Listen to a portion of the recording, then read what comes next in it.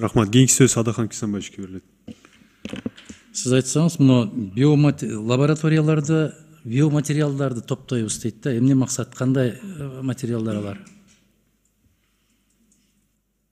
Буларды анализ жүргүзүү үчүн гана топтолуп. Эмнелер кирет ошо биолабораториялык материалдарга? Бардыгы заара, кан, гистологиялык материалдар, там заара жана эмне деп коет, заң деп коет. Ошол юридикалык статусу кандай болот ошол лабораториялардын? Юридикалык статусу бул ошол мамлекеттик делген, ошол биздин ишканаларда болуп атат. Ошон үчүн аларды мамлекетке тиешеси, мамлекеттик болуп эсептелет статусу. Кийин менчикке өтпөйбү? Жок, өтпөйт. Эл аралык макамга ээ болбойбу? Жок, андай жок. Жалгыз улуттук макамда. Толук улуттук жана мамлекеттик макамга ээ болот. Мен эмне үчүн суроону берип атам? Сиздер түшүнсөңүз керек эмнеге берип атканым да. Мына ушундай экономикалык жактан чабал өлкөлөргө ушундай каражат көрсөтүлүп, жаңы лабораторияларды курабыз деген максат менен улуттун генофондун изилдөө максатындагы курулуп аткан лабораториялар көп азыр. Эми андай конспирологиялык теориядан мен алысмын. Жөнөкөй эле кадимки эле клиникалык диагностикалык лаборатория Адахан Кимсанбаевич булар болгону азыркы заманбап, жандай жакшы тастыкталган жана өзүнүн кубаттуулугу жагынан өтө жогорку деңгээлдеги лаборатория болот. Кудай буйрса. Болсун. Мен айтып атканым, жаман айтпай жакшы жок дейт. Мурдуна бир неме сүйкөсө да билбеген элим барсын дегендей, акырын ошол капкандарга илип баратат өлкөнү. Көпчүлүк учурда түшүнбөй атабыз. Сиз балким жана биолабораторияны айтып атсаңыз, ошолордун баскычы катарында жок. Мен ошону сиздин оозуңуздан угуп алайын. Ал биолабораторияга бул азыркы макулдашуунун эч бир тиешеси жок. Жакшы. Кандай гранттык пайызы кандай, кредиттик пайызы кандай? Себеп биз кийинки билим берүү боюнча карайбыз.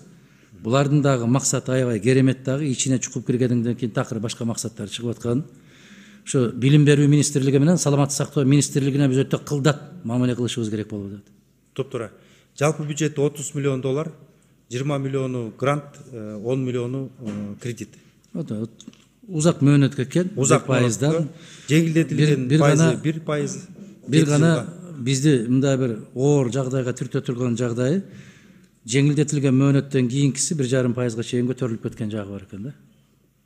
Азыркы убакта экөө бириккен күндө деле 2,5% менен бул жакшы эле пайыз деп ойлойм. Мен билбейм, мен экономист эмесмин. Биз кээ бир келишимдерди 0,75тен жакшы деп алып атабыз да. Сиз 2%га чейин деп атасыз, болгону дагы саламаттык сактоо тармагынан бул абдан чоң. Оор маселе бул.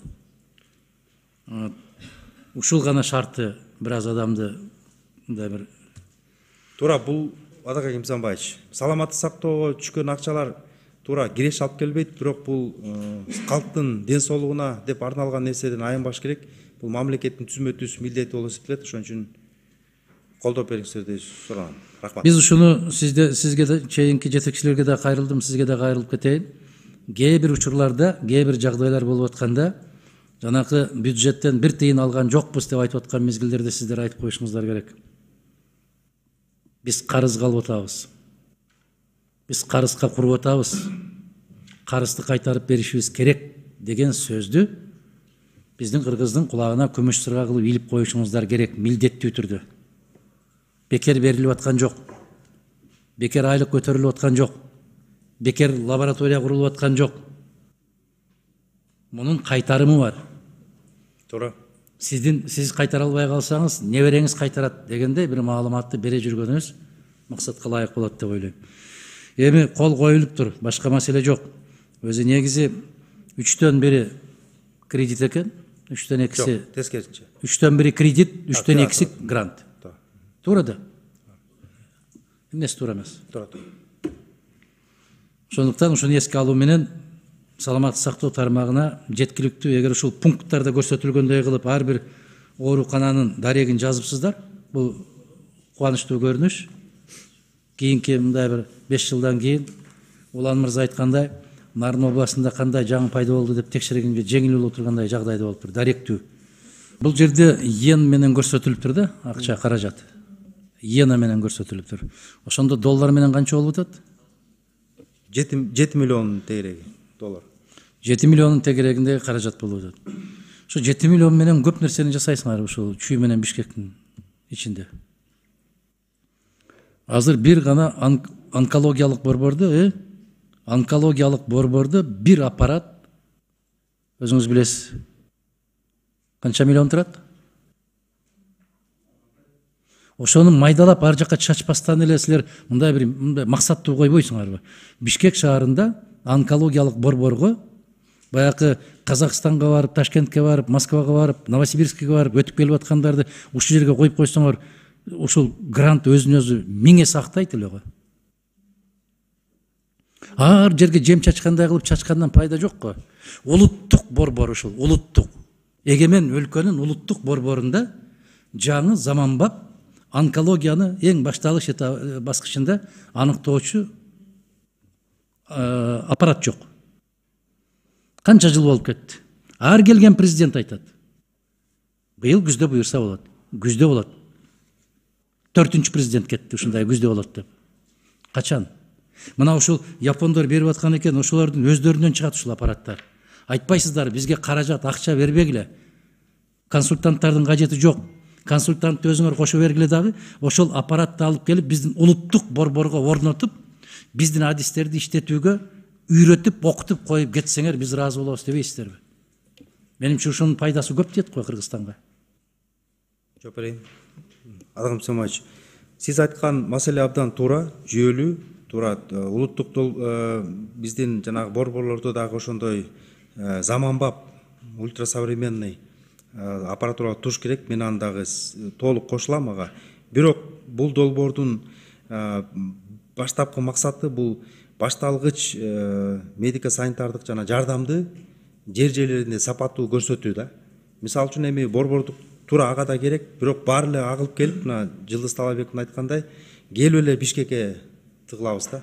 Анан эми бир аппараттын ашып кетсе пропускная мощность бир 30 больнойдур. Арак жер жерлерден келип отуруп, ошон үчүн жана тыгын, очередь, араздашуу, нааразычылыктар да ошондон келип чыгып атат. Жок дегенде жанагы эң элементардуу жардамдарды жер жерлеринде, райондордо көрсөтсөк, биз дагы ошо жанагындай нагрузканы дагы алмакпыз да. Урматтуу чыңалууну дагы. Министрдин орун басары. Ошол максат, эми ар бир гранттын өзүнүн бир максаты бар. Алар дагы муну жөн жерден тандап алышкан жок. Муну дагы бир топ убакыт изилдеп отуруп анан ушуга келип токтошкон. Мында карасаңыз. Биздин Бишкекке, сиздин айтканыңыз туура. Биздин Бишкекке мы должны усилять национальный центр. Карасаңыз, Кудай сактасын, биздин Бишкекке онко ооруга күмөн саналган 7 областтын жарандарынын баары келет. Себеп бул аппаратты областтарга коюп койсоңуз, аны иштете алчу адистерибиз деле жок. Бирок ошол аппараттын жоктугунан биздин жарандардын баары коштама мамлекеттерге чуркап атпайбы? Эбегейсиз чоң акчаларды төлөп ошолордон диагностика өткөрүп келип атпайбы? Дарт белгисин коюп бергиле деп ошол жака чыгып атпайбы? Эми ошону айтып атканым, ары бери чачыратып отурбастан 7 миллион долларга ошол аппарат 10 миллион доллардын тегерегинде экен. Эң бүгүнкү күндөгү заманбап аппарат. 10 миллиондун тегерегинде. Айтпайсыздарбы? Бизде Кыргызстан бийиктүү олуу өлкөбүз. Онко ооруларыбыз жылдан жылга пайыздык катышы өтө чоң өсүп атат. Жашы кичирейип атат. Бизде приоритет болуш керек да. Приоритет. Эмне приоритет бүгүн? Сасык тумоонун дарылаш приоритетпи? Же жылдан жылга өсүп аткан онкологиялык ооруларды аныкташ приоритеттүүбү? Эң приоритеттүү ушул, менимче ойлоп аткан ушул. Эмне үчүн Түштүк Кореяга дарыгердик туризмди өнүктүрүп атат? Тек гана ошол онко ооруну алдын ала аныктап алалы деп ошол жака учушуп атат да. Карабайсызбы? Менимче бул биринчи кезектеги приоритеттик ушул нерсе бизде Кыргызстандагы. Экинчиси учук оорусу, үчүнчүсү кант диабети, төртүнчүсү кан басымынын жогорулашы. Мына ушул 4 компонентке биринчи кезекте көңүл буруш керек да. Адаган Кимсанбаевич, мен менен полемикага түшкүм келбейт. Бирок сиз менен 50% кошулам, 50% кичине түшүндүрмө эсебинде да. Ошол сиз айткан онкологиялык жана башка оорулар жана Бишкекке келип, карайлап, четке өлкөгө да чыгып аткандардын баары 3-4 стадияда өнүктөшүп кеткен оорулар да. Ошону алдын алуу үчүн жер жерлерде биз жанагы медициналык тейлөөнүн сапатын жогорулатышыбыз керек болуп атат Адакан Кимсанбаевич. Ошон үчүн жанагындай УЗИ аппараттар, референс лабораториялар, жин эксперттерди ошо жерлерге коелу деп атабыз. Эми кааласак каалабасак дагы баягы Бишкекке келип кетүүнүн дагы баардын эле мүмкүнчүлүгү жок экен. Бюрократтын артынан анан көрүнөм, эмки понедельникте, эмки айда, эмки жайда боло туруп өнөктөштүрүп кетип атат биздин оорулар. Анан ошондуктан эми мен сизге толук кошулам. Ал жакка дагы биз көңүл бурушубуз керек. Бирок азыр бизде жерлерде биринчи баштапкы звенобузда ошо сапатты кичине болсо дагы көтөрүп алалы деген максат болуп атат. Рахмат.